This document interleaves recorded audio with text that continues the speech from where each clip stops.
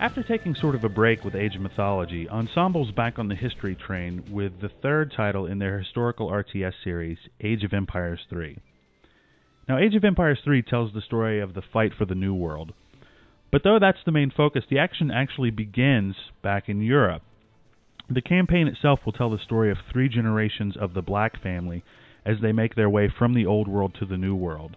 I won't spoil any details of the plot here, but everything's really well tied together throughout the 24-mission campaign. There's a really compelling story, and you're going to find yourself getting really involved in the action. And the mission design through the campaign is really good as well. You're going to find that there are a lot of opportunities for cool tactical combats, but there's also a lot of opportunities for economic development. So there's a lot of variety to what you'll be doing in this game. And there are lots of optional objectives in each mission as well, so you can dig down as deeply as you want into this game, or just focus on the main task at hand. Now, the AI itself in Age of Empires 3 is very challenging. You're going to find it presents a pretty credible threat to your development fairly early on. There's no such thing as a rush in this game, but the pressure is always on thanks to a really robust AI. There are going to be tons of cool units for you to play with, and they really run the gamut here. Since you start back in the old world, you'll have a lot of late medieval units. You'll be fighting with pikemen, crossbows, things like that. By the end of the game, once we reach the industrial age, you're going to have musketeers, grenadiers, and a whole range of other more modern units. So there's a wide variety there, and there are a lot of different strengths to these units. So you'll find that some units are better at attacking cavalry, some units are better at range combat, and finding the right balance to make up your forces is going to be really crucial here. In terms of balancing your forces, the game sort of auto-manages your formations. So if you put a group of diverse units together, they'll array themselves in a way that makes the most sense for them to fight as a group.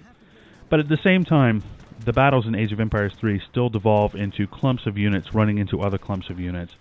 And once a battle's joined, it's really hard to get a lot of tactical maneuvering going on. One of the real innovations in Age of Empires 3 is the home city. And this is basically your sponsor port back in Europe, and you can call upon them during the game to send you shipments of resources, units, new technologies, things like that. And the marketing materials for this game kind of talk about the home city as an almost role-playing game-like character. I think that might overstate it a little bit too much, but you can certainly tailor each home city to produce the kinds of shipments that you feel you're going to need. So if you find yourself constantly running low on resources, you can spend experience points to unlock resource shipments from your home city. You'll also find that Age of Empires 3 makes resource harvesting a bit easier. For one thing, there are fewer resources overall to manage. But more significantly, there are no resource drop sites anymore.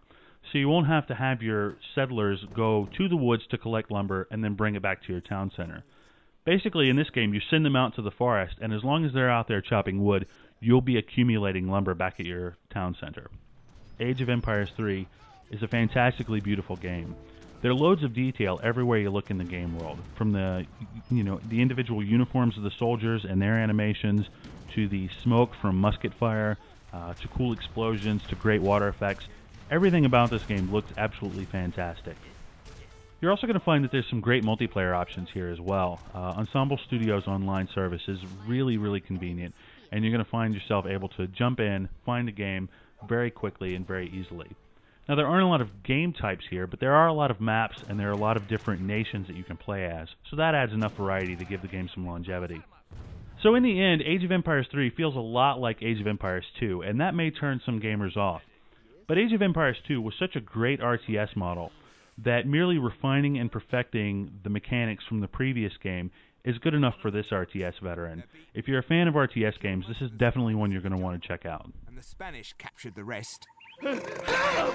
Kill it, please! Ah!